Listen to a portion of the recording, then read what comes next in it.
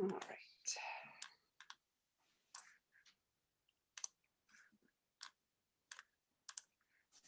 Well, good morning and welcome. I have a very special guest here with me this morning. This is Jeanette Hunter, and I'm super excited to have this conversation today, not only with Jeanette, but to share her and her knowledge with this audience and whoever is watching. So Jeanette is a Feng Shui practitioner.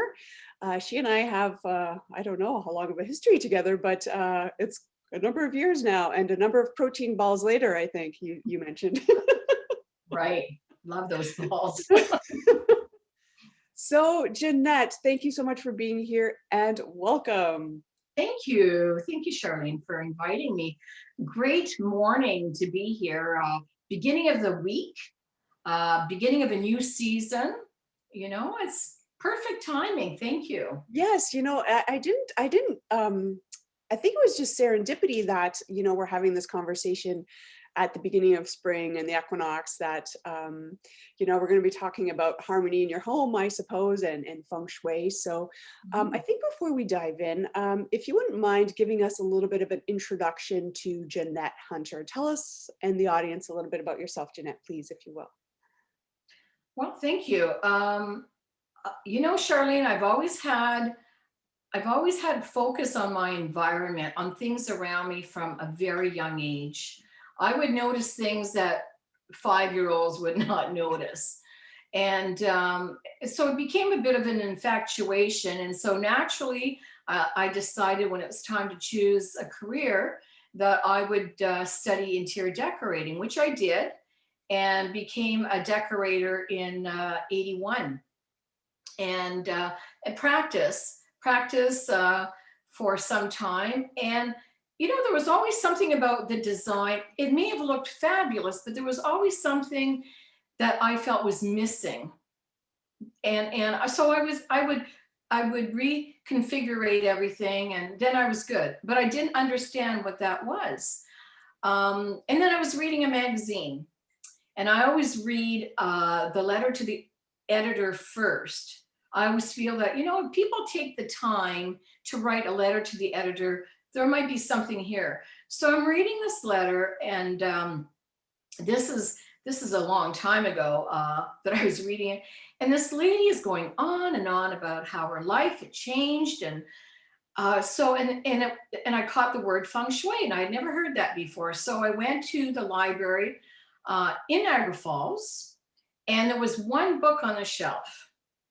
And I brought it home and I devoured it. And after reading it, well, before I was finished reading it, the light came on, and it explained exactly how I felt about the relationship of people and their environment and how it can affect them. So the next thing was like, how am I going to study this? I didn't know anyone. No one knew what I was talking about.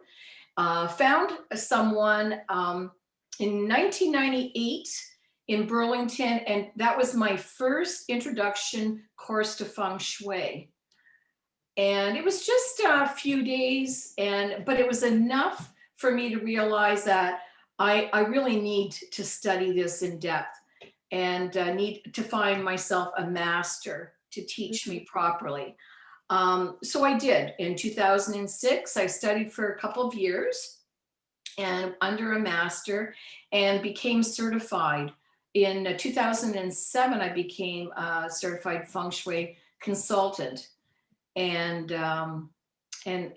then continued my studies. I opened, trying to think here, in 2010, I opened my first business called Harmony and Design. It's a feng shui consultation business, which is still running today.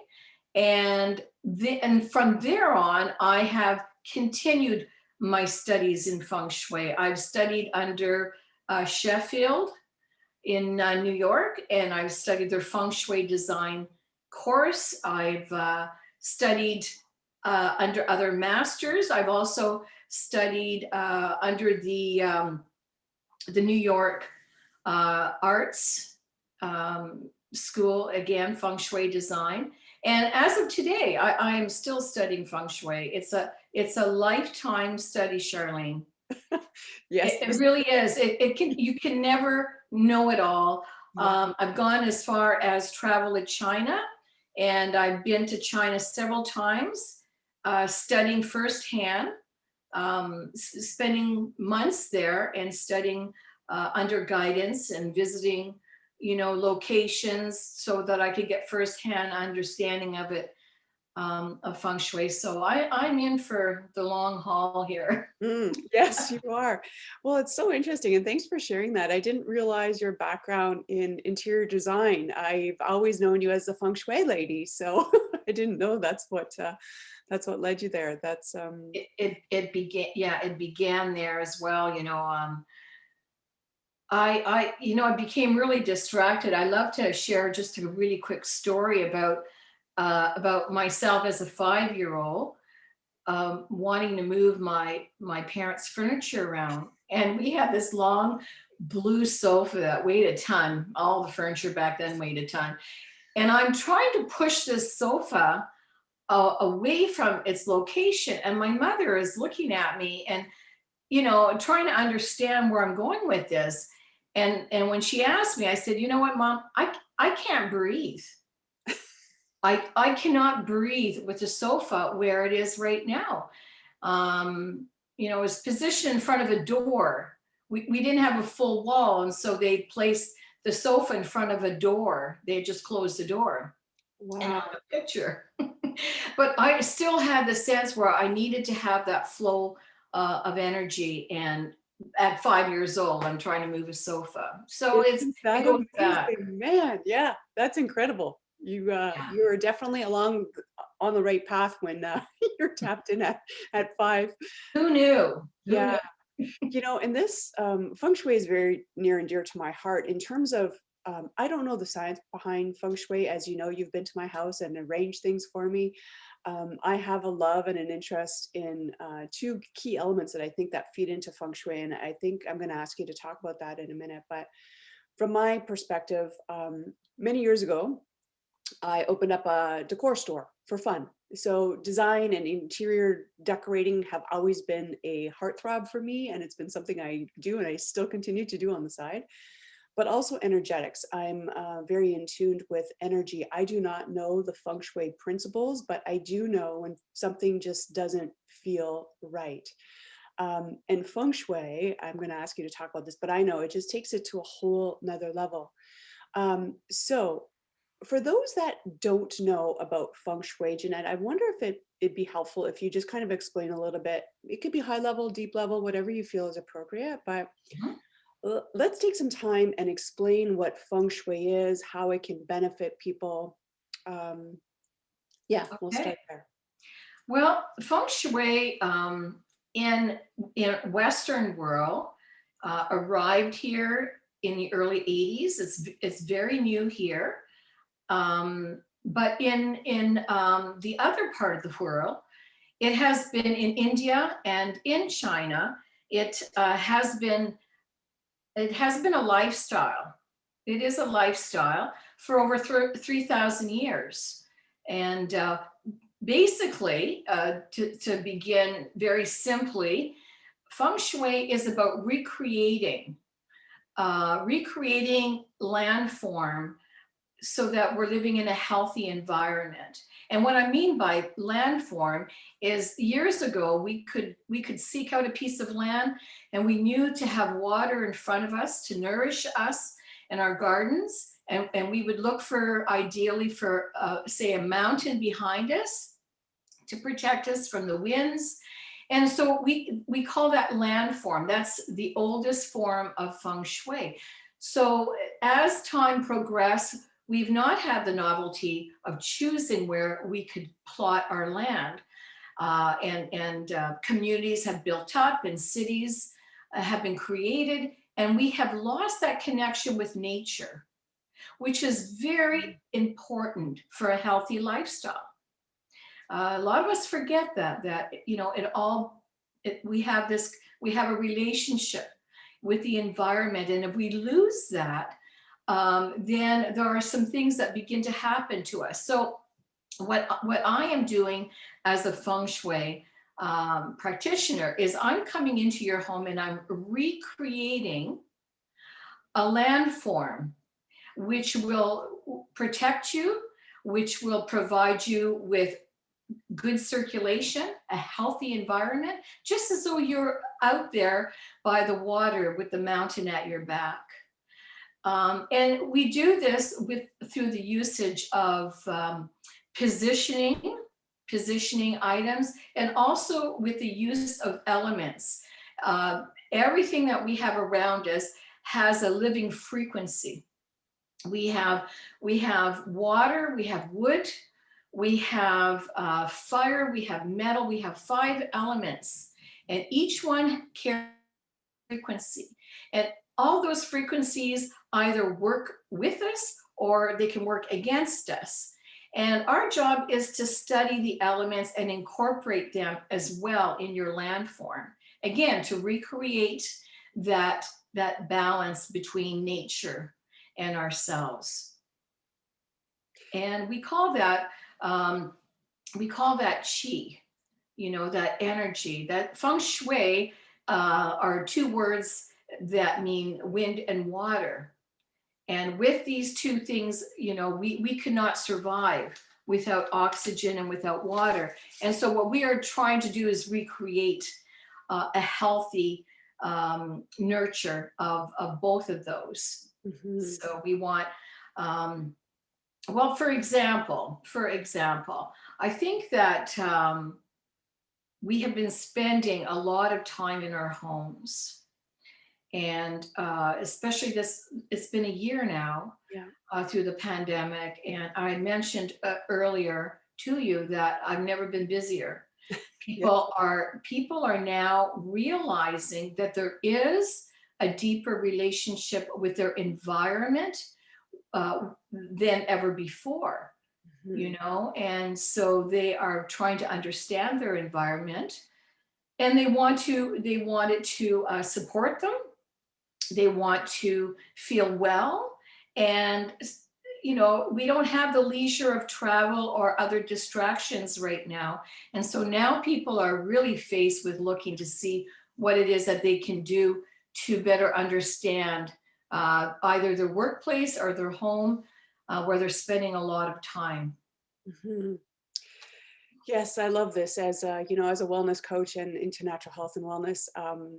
The energy and my love for design. I love the combination of these 2 things together. And the Eastern principles is it's fascinating to me. It is. I know there's probably some science behind feng shui and with many of the Eastern principles, but it's really interesting in the Eastern cultures.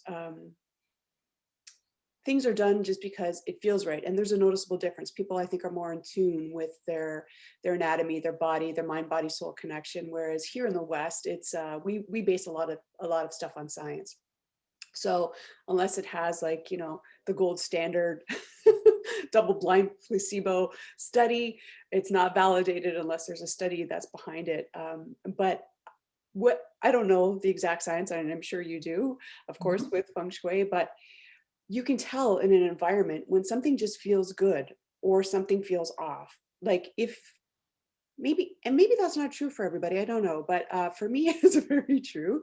um, when the positioning of certain as you said, elements, but I don't know, it's probably too much to talk about, the whole framework of feng shui, but is there is there maybe any tips that you can share with our audience today that may be supportive that people can do on their own, without knowing, I know for you to do a full feng shui consultation, it's a lot of time and effort and energy to map out your entire house. Like there's a big foundation that needs to go into that. So without getting into like a full consultation, which I would totally support if anybody wants to do, like have Jeanette map out your house, and the positioning is really quite fascinating. But is there Mhm. something that you can share, Jeanette, with people, just as a general kind of tip or ideas or So suggestions? much, Charlene. There is Okay, so okay.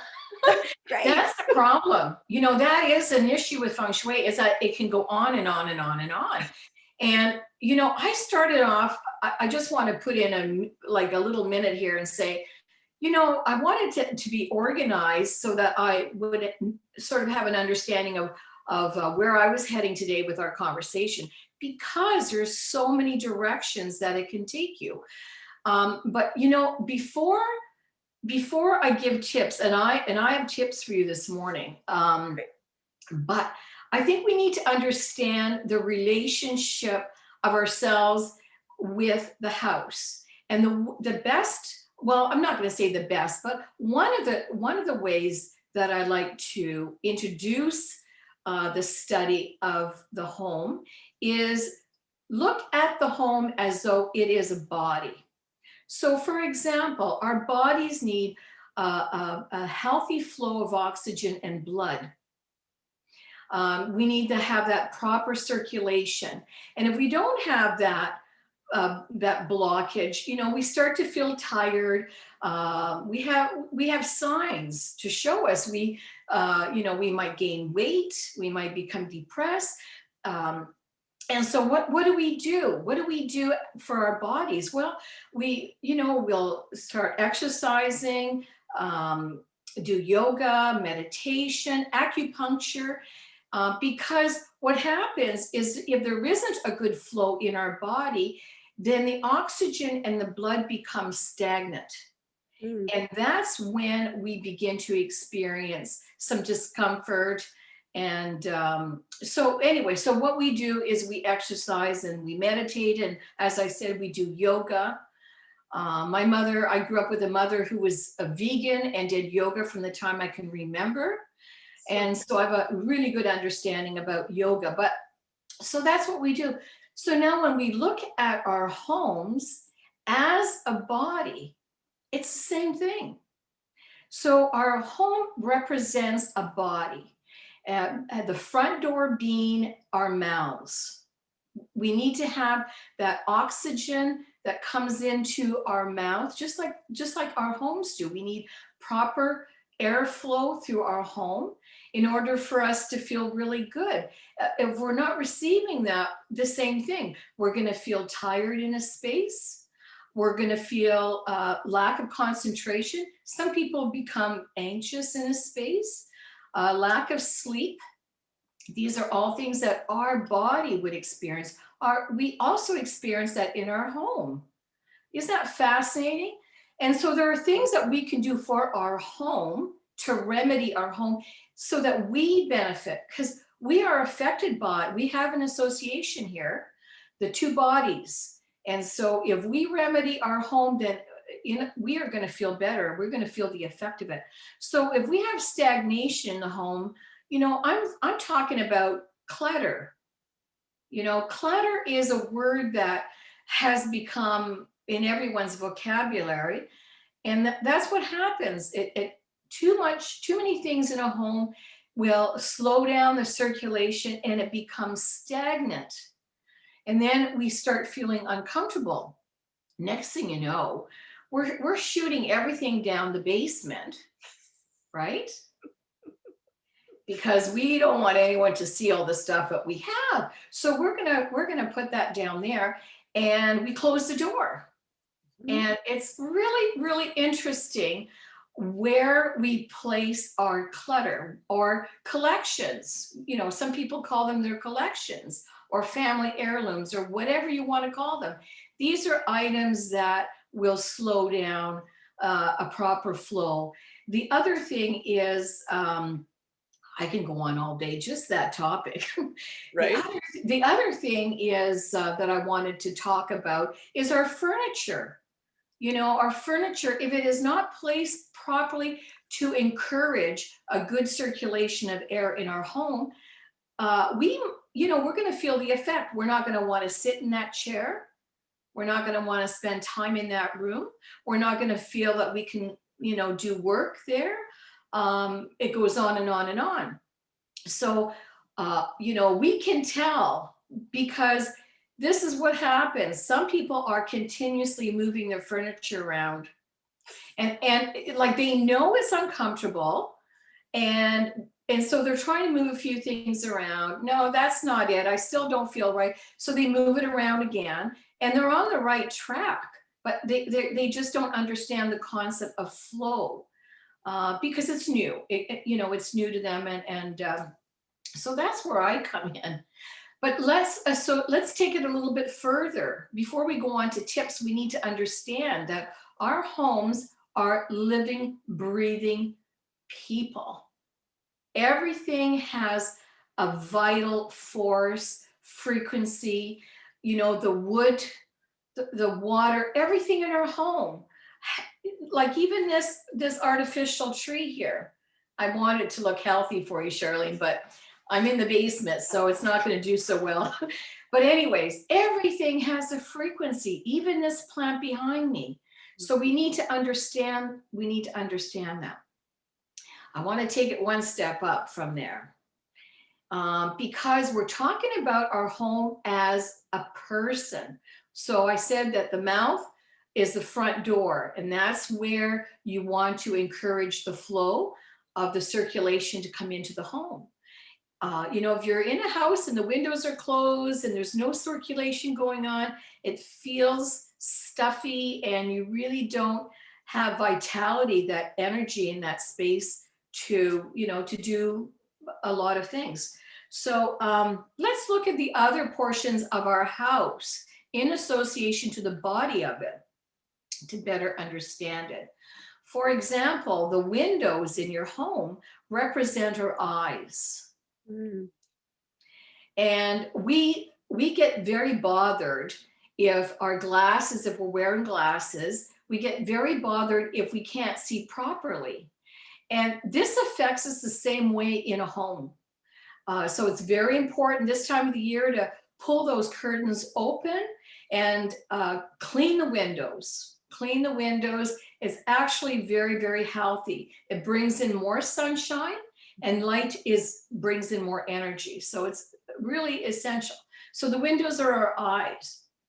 The back door, nobody wants to talk about the back door. But the back door is also the same as our back door. Okay, I hope that doesn't offend anyone. We all have back doors.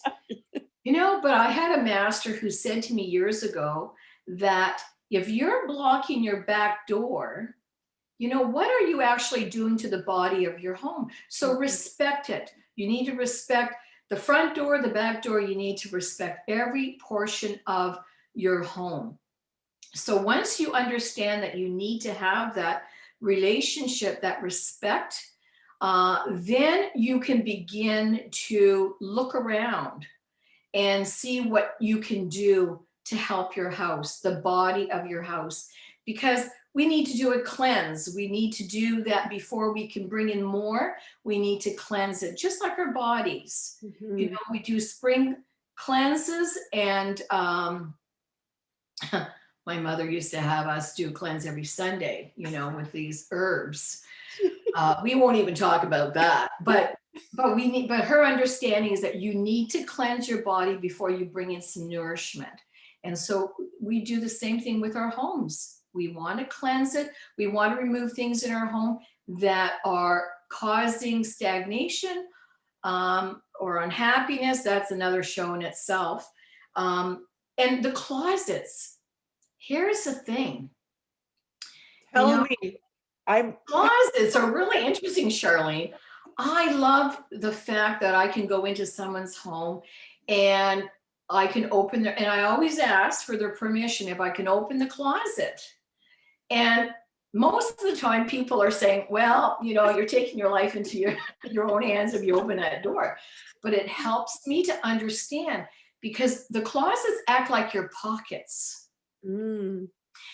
When you go in your pocket and you've got Kleenex from last year, or I feel like candy wrapper, right? Or sometimes I love it when you go in there and there's a $20 bill that you forgot, Yes. But that's when we used to use money. Right. Right. Everything's changing, right? Oh my God. So now the closet to me is like a pocket. Would you be comfortable walking around with your pockets full of things that you're not going to use? So I always say, take a look at it. What do you not need? What is in your pocket that you don't need? You know, and lighten it up a little bit. So, if you do see something you want to put in your pocket, then you'll have room for it. So let's associate our home with our bodies to begin with, to just understand and to be able to respect the space that we're in. Um, does that make sense to you, Charlene? It totally does. And everything that you're talking about, I mean, you've been to my place, we've done some feng shui things, but I don't think I've ever heard you explain it in these terms. Or maybe it's just a reminder for me, but exactly as you were saying with the windows, that's my first my first connection was, oh my God, my glasses, when my my glasses are all full of fingerprints. I know what that's like. And you kind Right. of press on through, and rather than take them off and clean the damn things. But it totally makes sense. And it Yeah. may explain the front door for me. It's really interesting. Not a lot of people use my front door, and I don't use my front door. So again, thank you for the reminder. I'm going to spend some more concentration and energy lightening up that area and directing people there. I have a side door, which most guests and like people that know me, when Yes. that come At over. the north, at that. I do remember your door at the Yes. north. I may not remember what I wore 2 years ago, but I know where directions to people's homes. Yeah. Uh, and that's something that I'm going to touch on in a few minutes. But, while we're talking about the front door, let's stay there and because it's springtime, we change things around outside. So this is a really, really good time for us to step at the curb or the end of the driveway or whatever and take a look at your front door.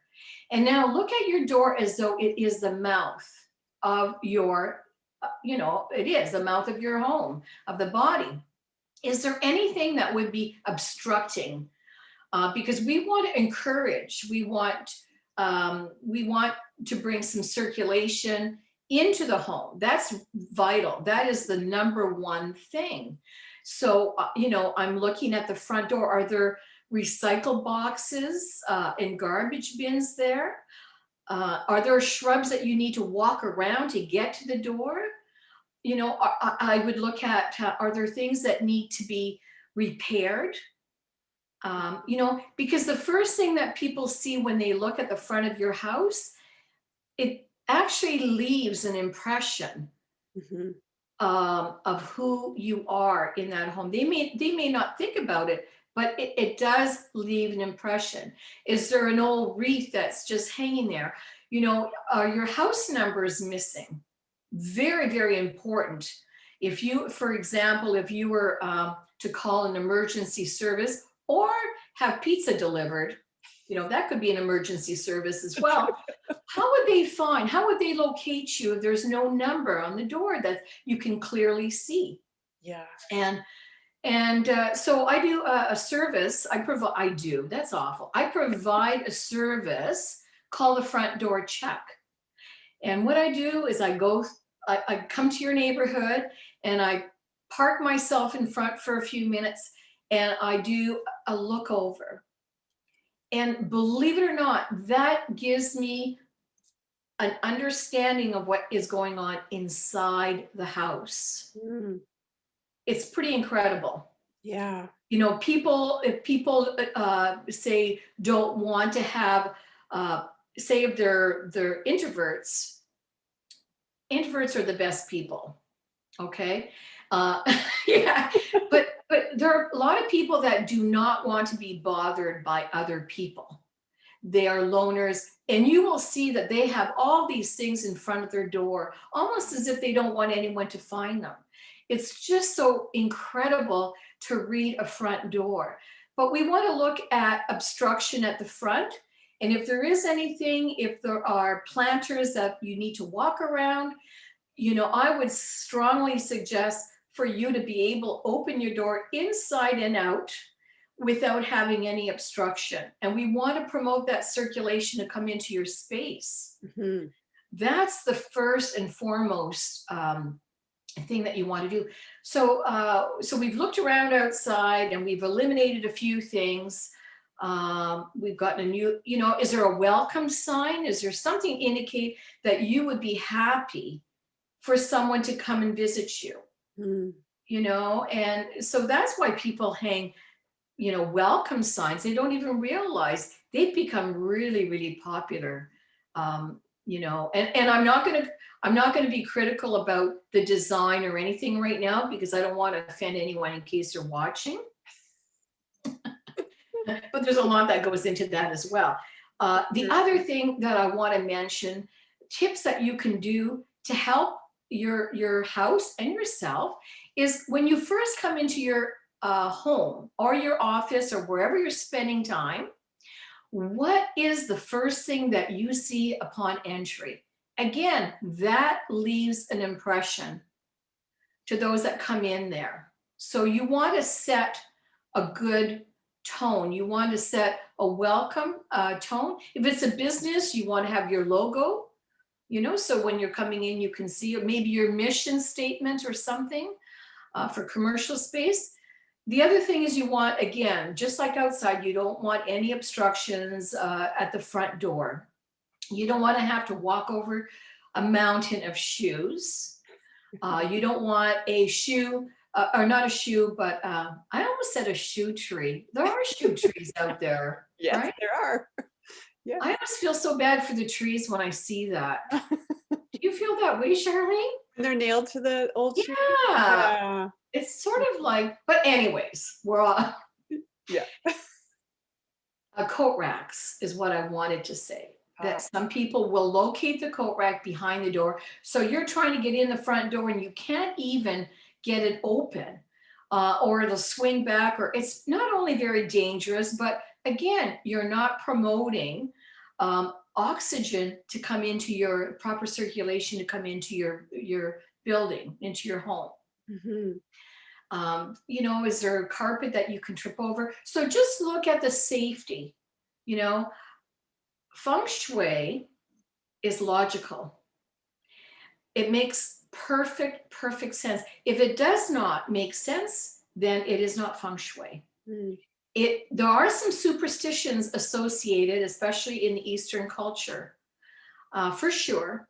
But Feng Shui is very practical way of living. It makes perfect sense. Perfect sense.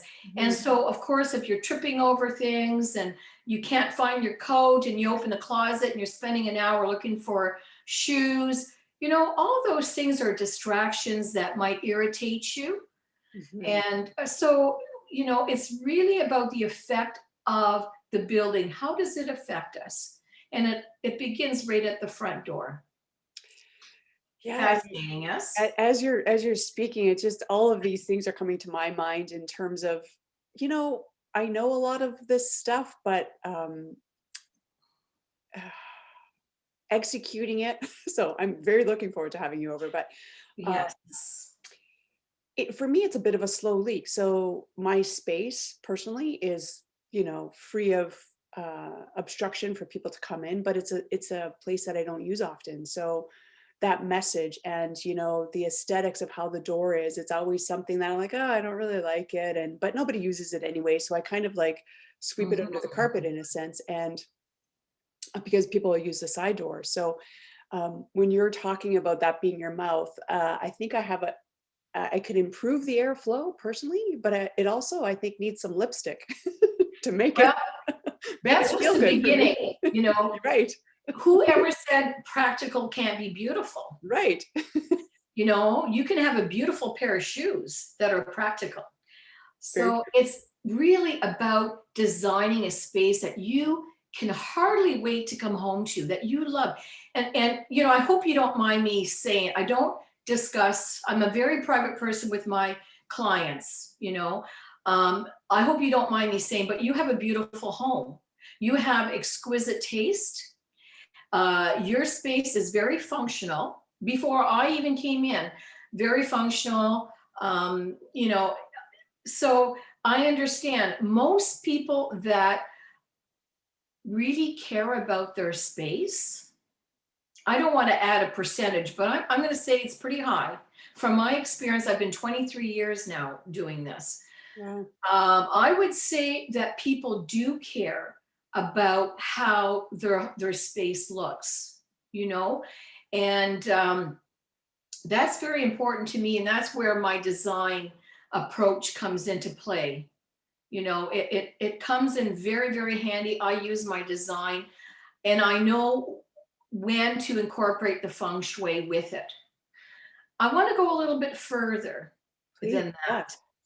So, in order for us to bring in beautiful things into our home, we need to understand what to bring in. I always ask clients, you know, there should be a purpose for everything that is in your space. There Mhm. should be a purpose for it, for the art, for the chair, for whatever you bring in there. But we don't know what to get. That's the problem. You know, we may be very good at designing, but we still aren't sure what we need in that space. So the way that we incorporate that in feng shui is that I do a study.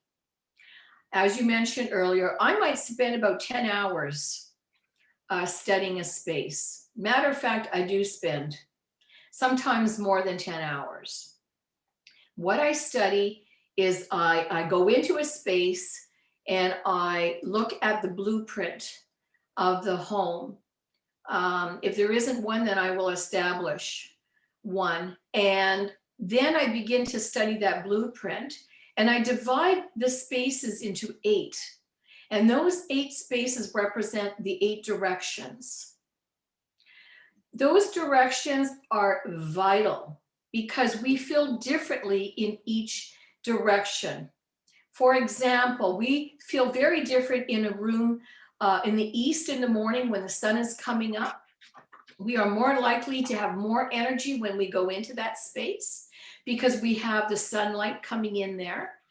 That represents, the east represents rebirth, and it represents a lot of things. So I look at the east and then I will see what is in that eastern section of the home. Is it suited for that direction? Each direction represents an element. An element. There are 5 elements. And that also gives me indications as to what would I put in the east. Well, the east, which I hope you don't mind, No. that is you, Charlene. You are an east girl. You are a wood element. You have that support right behind you. Interesting. So the east is very important to you. That is a really good area. That would tell me that would be one of your 4 best areas in the house. So we would be focusing on those areas, knowing the directions of your home, then studying the individual. Mm. And so when I begin to study a person, I have a really good understanding of who they are. Whether what their element represents, what colors I would bring in for them, what would support them, what would relax them. It goes on and on and on and on. But you need to understand your needs before you can bring them in. And so I study the space, I study the person. Then it gets really interesting when there's 2 or more people in the house because they may have different needs. So then I critique and say, okay, Charlene, you like to do your yoga in this room. And so let's look at the direction. Does that support you? Mm. So I supply you with that information. I supply my clients with the 4 direction that best supports them. And it's really incredible. Those directions represent areas in your life. You know, they represent your wealth and your health and your relationships and your personal growth. And it gets really, really complicated. It gets really, really deep. And what happens is not purposely, but it happens that we begin to get deep and we begin to get personal about areas in a person's life. And now we can begin to focus. We can begin to focus on, say, their health. What are we going to do about that? So now we're really facing, and we have an understanding of that area of the house, what that represents, and it helps us to focus on those areas of our lives. So that becomes a very deep relationship with us and our space. If our space is not healthy, how is it going to nourish us? Yeah. Something that is very interesting, if you're not in a space that is nourishing you, quite often you do not want to spend time in your home. Mm-hmm. You don't know why, but you get home from work and you're out again. Or you like to travel. You feel better when you're away from your home. Mm-hmm. And then you initially return and, things feel good again. And then, a week or two down the road, you're back to where you started and you really don't understand it. Mm-hmm. So we need to invest in the nourishment of our space, so that if we're going to be spending more time in it, then we want to benefit from that time being spent. There was something else I was going to say about that. Well, and I think now more than ever, because so many of us are spending that much more time at home, working from home. There's nowhere really to go. So um, we're in our own environments for such a long period of time that yes, it needs to be supportive. And I can attest to what you're saying from how much time and care you put into your craft. Like I know from my own personal experience, the amount of detail that you come back with in terms of reports and suggestions of where to place things and elements to bring in. But the one thing I'm just going to mention out there, Jeanette, and I don't know if this is something you do like every time, but I remember the first time you came to my house, you are so in tune with energy. On your way to my place, when you got here, you said your drive there that particular day was easy. It was unobstructed. It was just a natural, easy flow. So you're even paying attention to what is it like from point A to point B, even though you're going there for a job or a project to see the space, like you're taking all of that information in and incorporating, like even before you left your place, you had my energy in tune, which is, I don't know, I'm guessing it's far and above the whole feng shui thing. I think it's just you as a person, and because you're so tied into what you do. So I do appreciate that. I do want to share that with anyone that may be interested in your That's service. incredible that you remembered that. I do meditation. I balance myself. I clear myself before I even come into a space. Mm. I don't want to be bringing in energy, that is misguiding. I ask, for some people, this may sound a little bit funny, but I do ask for guidance to my feng shui masters. And so when I go there, you're right. From the time before I even leave the house, I have begun the process, and I ask for guidance and helping me to help the home. I'm there for your space. I'm there to help your space. And then as a result, then, you benefit from it as well. Mm-hmm. Um, and so when I have some really interesting stories about not being able to find a home. And really, I have it on the GPS, and I have this thing about being late. So I'm always there a few minutes. I'm there early and I walk the land before I even ring the doorbell. I look at the environment, how the environment is affecting your space. Are there any concerns with the landform? I do all of that before I even ring the doorbell. But sometimes that house does not want me to remedy it. Mm-hmm. And I've had this happen. The first time I thought, I was blaming myself. And I would drive even right by the house and the GPS wouldn't even indicate it. And then I'd find the house and I would do up a floor plan, and that floor plan didn't work out, or there was always a reason why I could not connect with the people that were in that home.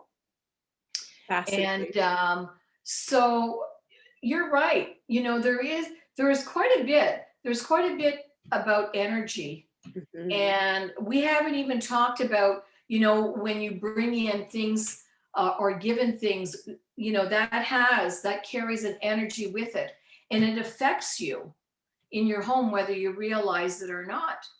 And that's another program where you wouldn't have a picture of your ex-husband in the bedroom, would you? That would be hell no, but no, that would be weird.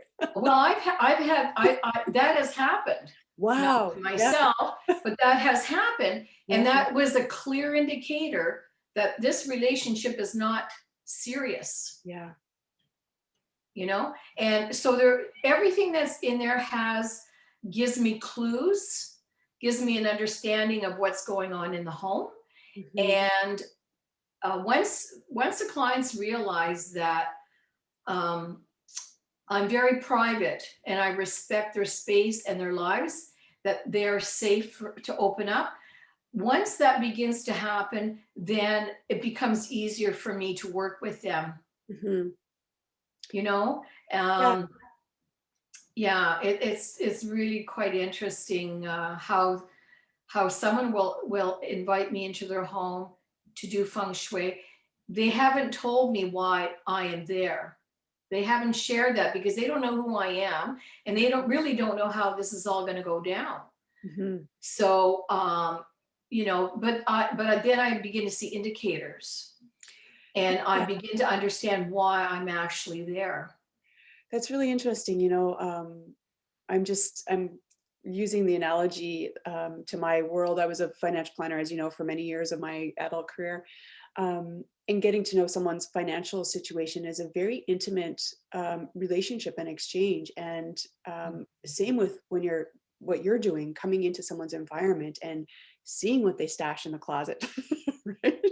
And to me, it's like I sometimes think about it, even from my own perspective, is like that stuff is just like the emotions that I'm not ready to deal with just yet. And in some weird twisted, man, it's maybe not twisted, but like my front closet, for a perfect example, I love coats. I have a lot of coats and it's just a thing for me. And I live alone in these small closets. So I have a lot of coats that are in there that I really love. But at the same time, there's not a lot of space for my guests' coats when they come. So what does that say? And every time I open that closet, there's a lot of things in there that I love, but it creates a little bit of a slow leak for me in terms of an energetic leak that I don't think about it all the time. But it drains my energy because I know it's something I need to tend to and get to. Oh, absolutely. Yeah. And Yeah. I know we're spending a lot of time talking about this, and I do appreciate your time. I just don't know how much how many people are going to watch the whole segment of That's this. So I do okay. want to get to the nitty gritty. And part of what I just want to compliment you on, and if you are considering using Jeanette's services, you are the most professional and respectful person. And I know what you do is just, Thank you. it's through and through, it's who you are. And thank goodness your mom had that little bit of hippie vibe to infuse into you and to what you're doing today. But I do want to ask you for maybe people that are watching that can't have Jeanette Hunter come directly to their home, is there a way where people can use your services virtually? Is that a possibility now? Maybe you can expand on that. Oh, well, good question, Shirley. Actually, this year, as you know, with the pandemic, it has restricted home visits. And if I have someone's floor plan, and if I, know the direction of their front door, I work with them to obtain that information. Then I can do the study at home, and then I can deliver it or I can mail it. I've sent many parcels this year, and then we do a virtual walk around. Nice. And then when I'm able to come into your space, then I will come in and say, hey, maybe we need to fine tune something. But that has definitely been the case this past year. I've always said I would never do online, virtual work this way because I love to feel the energy in a space. But I'm also able to do that with a study. And again, with a virtual walk around, it's been really fun actually.